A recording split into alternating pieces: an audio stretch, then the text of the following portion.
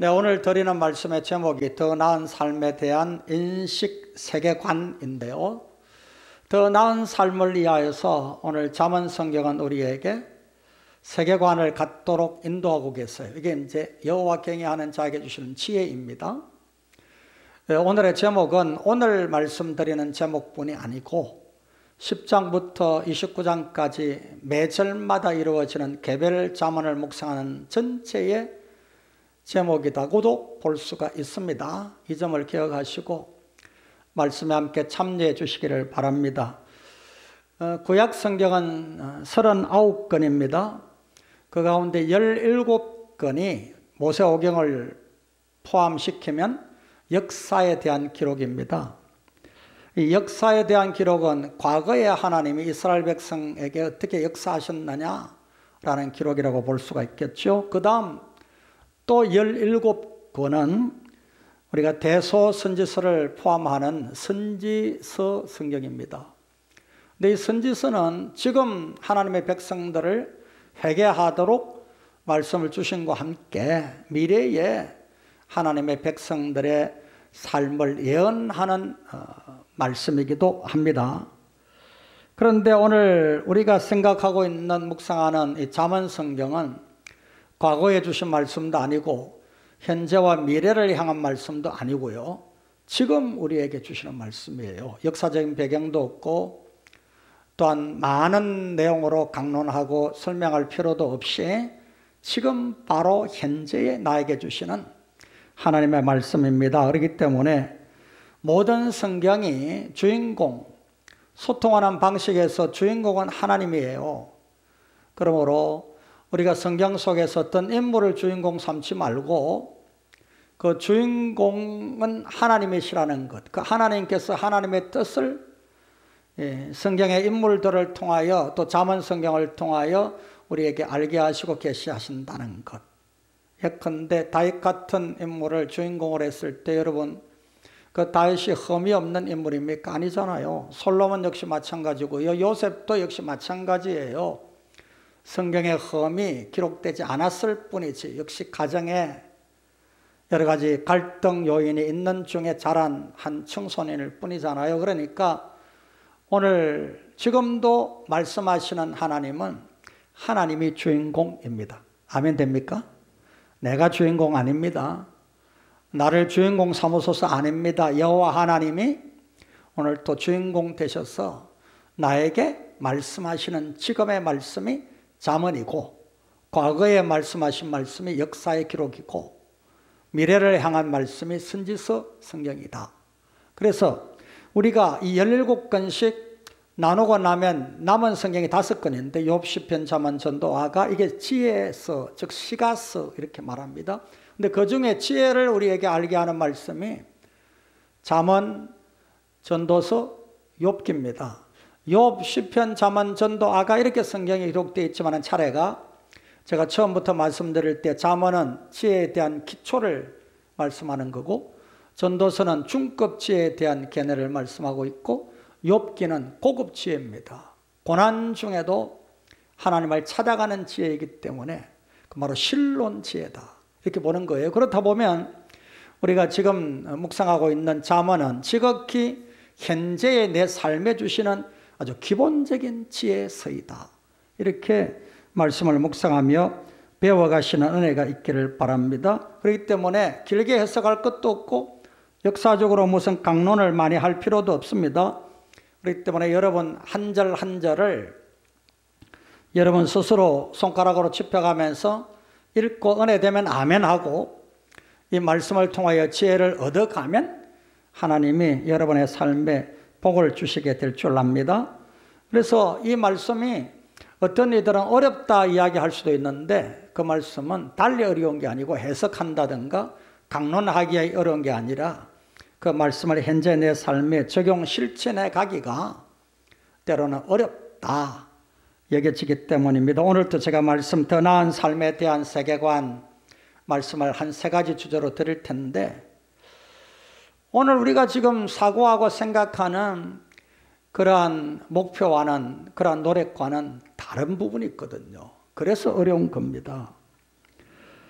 여러분들은 잠언을 말씀을 달리 표현하면 제가 오늘 말씀드린 제목인 더 나은 삶에 대한 인식 세계관인데, 인식이 무엇입니까? 우리가 범사에 살아가면서 배우고 듣고 알고 깨닫고 이런 모든 것이 인식이에요. 어린 나이가 자라가면서 엄마 아빠 말을 하기 시작하고, 그리고 교육을 받으면서 성인 되기까지 일생 동안 배우는 과정이 인식의 과정이에요. 그런데 일반적으로 사람들은 인식의 과정을 통하여 배우고 깨우치는데 자기 마음대로예요. 어떤 지역의 방언들처럼 자기 쪼대로 하는 이들이 있어요. 향방이 정함이 없는 거예요.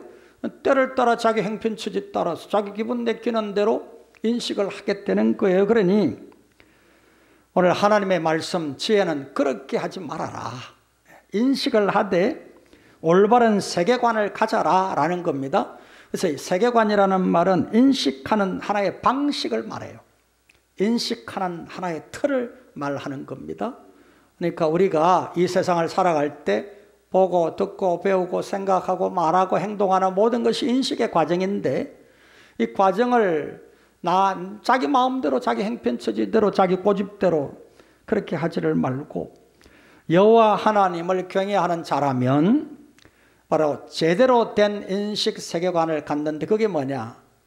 바로 잠언 성경을 통하여 하나님의 인도하시는 지혜를 배워라 라는 것이 오늘 우리가 묵상할 몇 가지 주제로 생각할 여호와 경외자가 갖는 더 나은 삶을 위한 인식 세계관이다. 그렇게 여러분이 이해를 하시기를 바랍니다. 그래서 잠언 성경은 우리에게 이렇게 말씀을 하고 있습니다. 하나님의 백성으로서 어떻게 살아가야 할 건가를 지혜를 통하여 잘 배워라. 배우고만 끝나는 게 아니고 그 지혜를 통하여 명철함을 얻어라. 명철은 분별이거든요. 여러분, 아무리 지혜롭다 해도 분별을 제대로 못하는 애들이 많아요. 눈치도 없고 할 말 안 할 말 제때 가려하지도 못하고 분별을 못하는 겁니다. 어린아이 같은 상태에 있는 어리석은 지혜를 이야기하는 거예요. 참된 지혜를 소유한 하나님을 경외하는 이들은 안고 일어서고 떠나고 도착하고 하는 것 분별합니다. 그래서 오늘 바울 사도도 구원받은 하나님의 사람들에 대하여서 복음을 논한 다음에 로마서 12장에 들어서면서 바로 실제 생활에 교훈을 하시기 전에 먼저 너희 몸으로 산제사 드리는 자가 되라 하신 다음에, 그 다음은 뭡니까? 참된 예배자가 되었다면 하나님의 선하시고 온전하시고 또한 하나님께서 주시는 뜻을 온전히 분별하는 자가 되라. 그래서 분별이 지혜와 명철입니다. 그래서 지혜로운 자는 제일 먼저 받는 은혜가 명철이에요. 분별입니다. 분별한 다음에 오늘 잠언 1장 1절에서 7절을 제가 말씀드릴 때 말씀을 드렸듯이 그 다음 주시는 은혜가 지략이에요. 지략. 지략은 헤쳐나가는 능력, 힘을 말하는 겁니다. 아무리 분별을 하는 지혜가 있어도요, 머뭇거립니다. 스톱해버려요. 멈춰버려요. 주저앉아버려요. 실망하고 낙담해버려요. 왜냐하면 세상 살아가기가 헤쳐나가기가 어려우니까. 특별히 그리스도인으로서 살아가는 것은 좁은 길 가는 것 같은 어려움이 있으니까. 그런데 명철을 받은 자에게 하나님이 더 큰 은혜 베푸시는 게 지략입니다. 지략. 지략은 어렵고 힘든 순간순간을 헤쳐나가는 능력이에요. 그러면 그 헤쳐나가는 데 따른 결과까지 우리는 하나님 앞에 책임질 줄 아는 이런 하나님의 사람이 되는 것이 바로 더 나은 삶을 이루기 위한 잠언을 묵상하는 자의 가지는 인식 세계관이다 라는 것을 꼭 기억하시고, 주 안에서 분별할 줄 아는 지혜를 배우시고 어려움을 잘 헤쳐나가시고, 헤쳐나간 다음에 마지막 결론까지 책임질 줄 아는 더 나은 삶을 잠언을 통하여 이루어가는 인식 세계관을 배우는 우리 모든 성도들이 되기를 축복합니다. 예컨대 율법하고는 의미가 다릅니다. 율법은 시내산에서 이스라엘 백성을 구원하신 여호와 하나님께서, 애굽에서 구원하신 여호와 하나님께서 시내산에 그들을 인도하신 다음에 내가 너를 애굽에 종되었던 곳에서 인도하여 낸 구원자 여호와 하나님이다. 그러므로 너희와 나와 쌍방 계약을 맺자, 그러고 명령하신 말씀인데, 이 말씀은 가나안 땅에 들어가거들랑 반드시 이 말씀대로 살고 지켜라. 순종해라. 순종하면 복이 될 것이고 불순종하면 반드시 화가 임한다. 하나님의 진노가 임한다. 라고 말씀하신 것이 율법이에요. 그러니까 원리와 규정입니다. 이건 바꾸어지지 않는 것이지요. 그런데 잠언 성경은 원리와 규정, 율법이 아닙니다.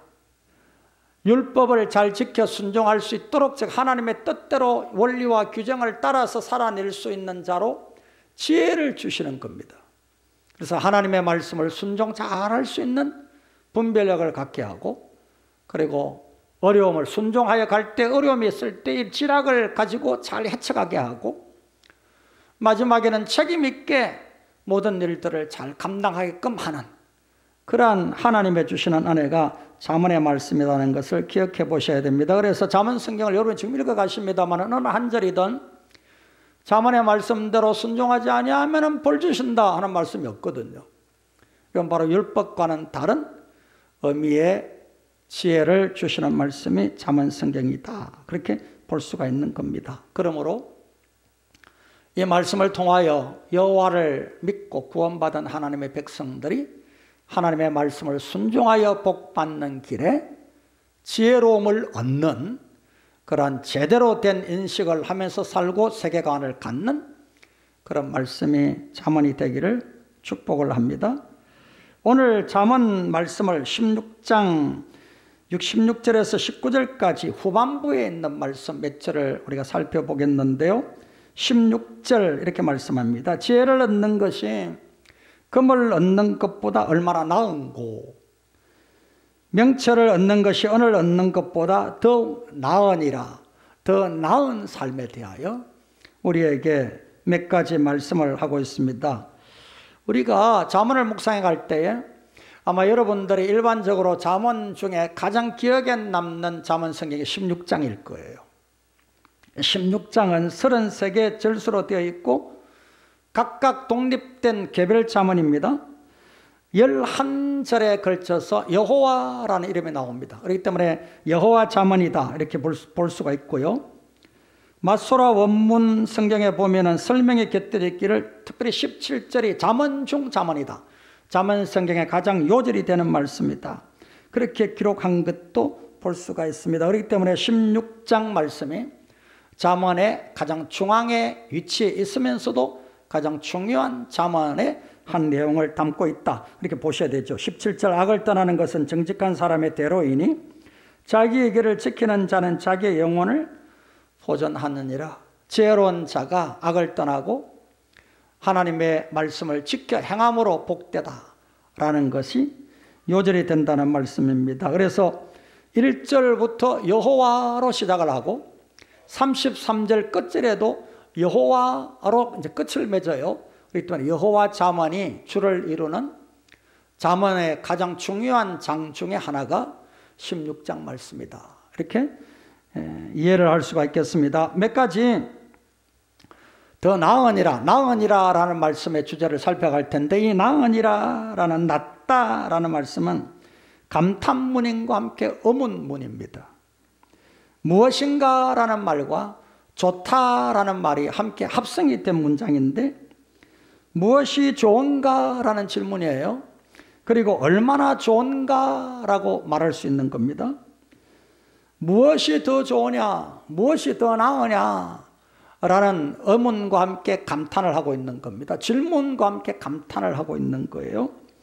이건 바로 오늘 우리가 몇 가지 주제를 살펴볼 텐데, 이걸 분명히 깨우쳐보는 은혜가 있기를 원합니다. 비교 잠언으로서 그래 맞아, 그게 더 나은 게 맞아, 그게 더 좋은 게 맞아 라고 우리가 아멘 하게 될 때에 바로 우리의 인식 세계관이 바로 잠언이 바라는 하나님의 사람으로 제대로 인식하고 제대로 세계관을 갖는 자다라는 겁니다. 그런데 참 유감스럽게도 이게 동의가 잘 안 되는 말씀들입니다. 그래서 어려운 거예요.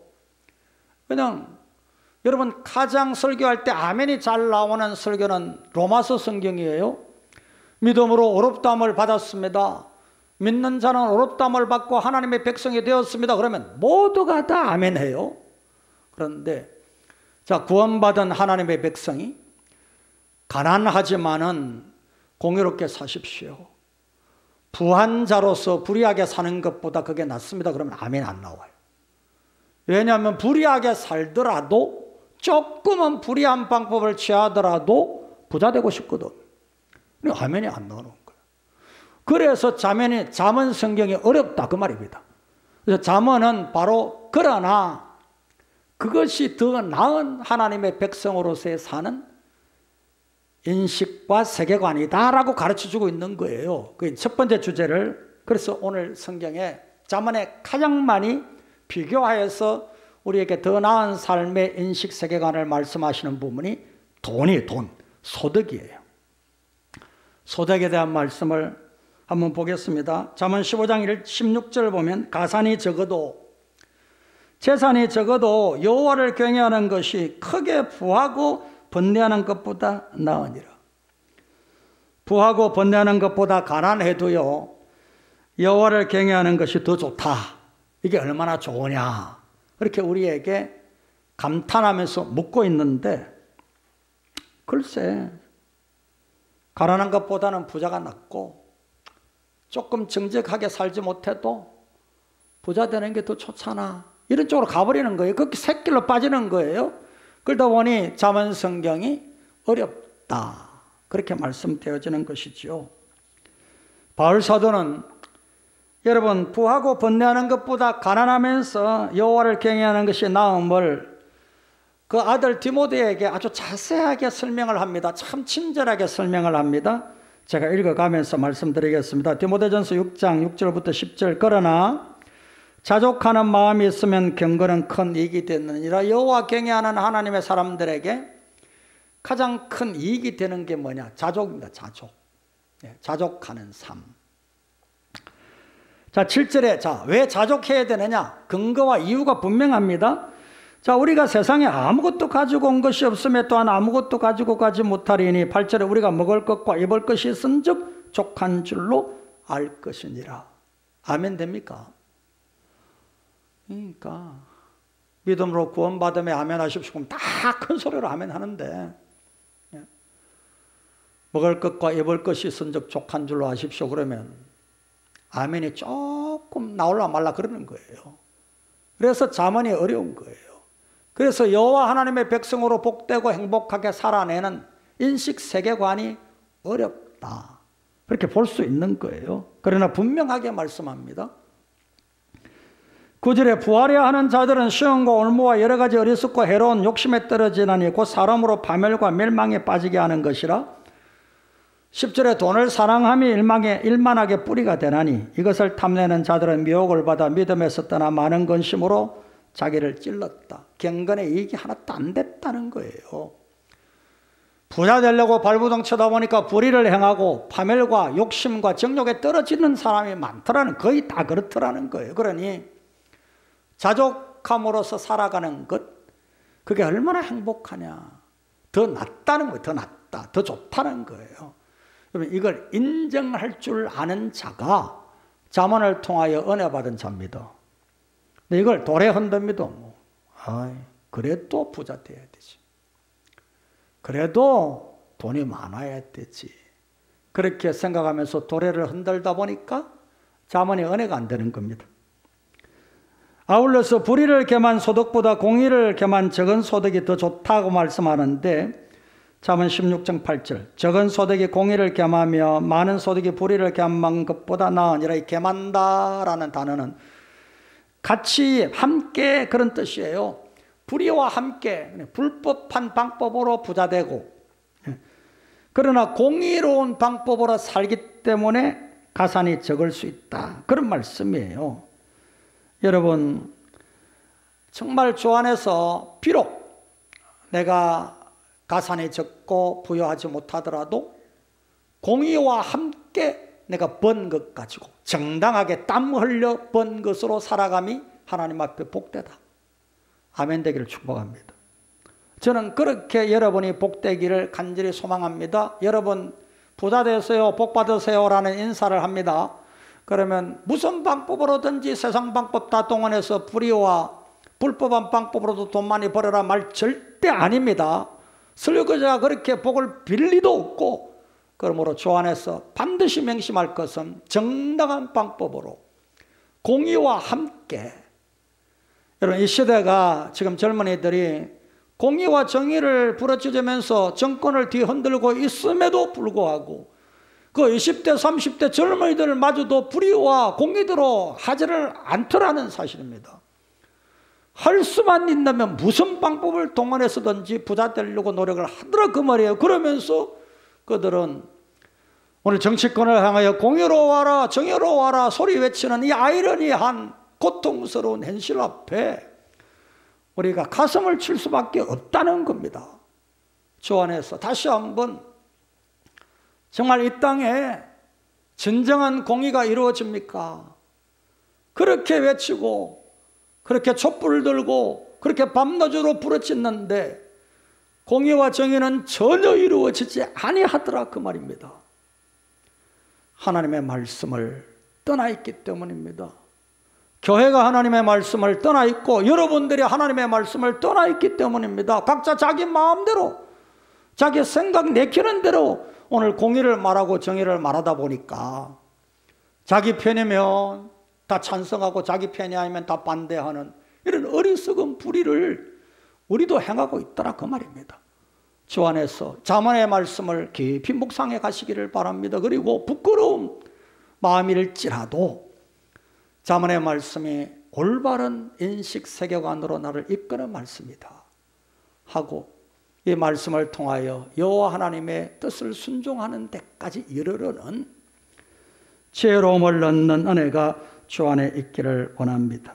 그래서 가난하여도 성실하게 행하는 자, 행한다라는 말은 걷는다라는 언어적 표현인데 분명히 단정하고 온전한 자로 성실히 그 말입니다. 걸어가는 자, 그래요. 사람들이 바보라 이야기하잖아요. 저렇게 살아서 유도리도 없고 뭐 저렇게 세상을 살아가 무슨 돈이 되노 그러면서 조롱을 할지라도 우리는 가난하여도 성실과 함께 걸어가는 자가 되는 은혜가 있기를 원합니다. 먹고 입을 끝 있으면 족한 줄 알고요. 자족하면서 하나님 앞에 겸손히 감사하면서 살아내는 은혜가 주 안에 있기를 원합니다. 저는 그렇게 부모님께 배웠고 저 역시 아들에게 가르쳐주고 있고 또 그렇게 여러분들에게도 설교하고 있습니다. 주 안에서 정당하게 얼마든지 조금 비틀어진 방법이면 부자 되는 길 모르는 게 아닙니다. 누구 못지않게 잘 알고 있습니다. 그러나 단호하게 거절하고 하나님의 말씀대로 부끄럽지 않게 살자라는 하나님의 진리에 합당한 자로 여러분 살아내는 은혜가 있기를 원합니다. 그런 이가 다 여러분이 될 때에 이 땅은 진정한 공의와 정의로운 사회가 되어질 줄 믿습니다. 교회가 이를 잃어버렸습니다. 호화로운 예배당 짓는 걸 자랑스럽게 여기고 세력교합하여 정치권을 압박하는 걸 능력 있는 교회로 여기고 이미 완전히 어긋나져 버렸습니다. 탈선되어져 버렸습니다. 다시 한번 우리가 깊이 묵상하는 가운데 주의 말씀 자문을 통하여 제대로 된 인식 세계관을 회복하는 그런 남은 묵상의 기간이 되기를 진심으로 축복합니다. 이 부분 정리를 합니다. 거짓과 표역으로 부요를 추구하는 세상에서 조금은 가난하여도 흠없는 걸음으로 사는 것이 좋다는 인식 세계관을 갖는 그것이 하나님 앞에 기쁨이 되는 보람이 되고 행복이 되는 여러분 되기를 축복합니다. 두 번째는 더 나은 삶을 위한 인식 세계관은 주제가 이웃관계에 대한 말씀입니다. 본문 19절 겸손한 자와 함께하여 마음을 낮추는 것이 교만한 자와 함께하여 탈취물을 나누는 것보다 나으니라. 직역하면 겸손한 자와 함께 마음을 낮추는 것이 교만한 자와 함께 약탈물, 탈취가 약탈물이에요. 약탈물을 나누는 것보다 좋다. 그런데 본문의 겸손한 자는 우리가 일반적으로 생각하는 낮은 자, 겸손한 자가 아니고요. 그 의미는 비참한 자, 가난한 자, 괴로움을 겪고 있는 자라는 뜻이에요. 여러분 다윗이 사울의 칼날을 피하여 도망을 다닐 때 자그만치 7년 8년의 세월을 도망을 다니는데 이때 처음 다윗이 숨어 지나는데 많은 사람이 모여왔는데 400여 명이 모여왔어요. 그들의 신분과 그들의 처지와 형편을 성경에 말하기를 바로 이들이에요. 탈취를 당한 자, 가난한 자, 괴로움을 겪는 자들. 이들이 다윗과 함께 그 나라의 초석을 이루는 처음 공동체가 되었어요. 여러분, 교회가 그렇게 시작되어야 돼요. 교회가 그러한 교회가 되어야 돼요. 이미 우리가 배부르고 이미 너무 부유해졌지 않는가 하는 점을 살펴보시면서 하나님 앞에 겸손한 자의 모임으로 회복되는 은혜가 주 안에 있기를 원합니다. 그래서 우리가 꼭 실행해야 될, 꼭 반성하고 고쳐야 될 부분이 시편 101편 5절에 나오는데, 자기의 이웃을 은근히 헐뜯는 자를 내가 멸할 것이요 눈이 높고 마음이 교만한 자를 내가 용납하지 아니하리로다. 오늘 또 하나님의 교회 공동체 이웃을 향하여 우리가 두세 사람 모여서 은근히 남의 허물을 들추어내고 깎아내리는, 그래서 이웃을 험담하는 이러한 일련의 일들이 있다면 철저하게 회개하셔야 돼요.